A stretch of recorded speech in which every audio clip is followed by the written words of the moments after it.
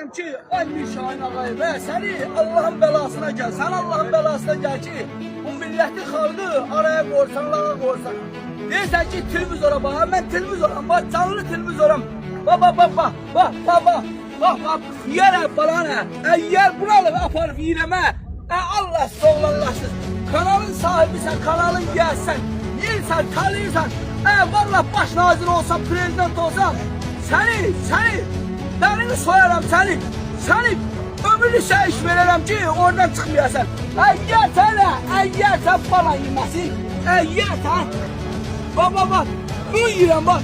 Allah'ın yoktu bu milleti. Bu halkı, insanlar araya koysan 378 manat maşallah. Aldığım maaş 11.000 kreditimle uşağımın dermanını ödedim.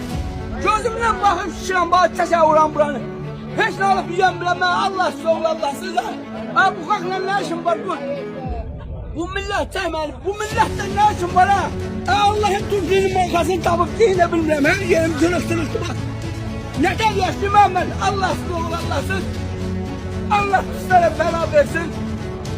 Sağ olun millet. Allah kişi kişileri korusun. Allah bir Şahin kimilerine de bela versin. Bak, ben kimi yetimli Allah'a koyduğuna göre belaya gelsin. Bin bir belaya. Abiler başlayalım.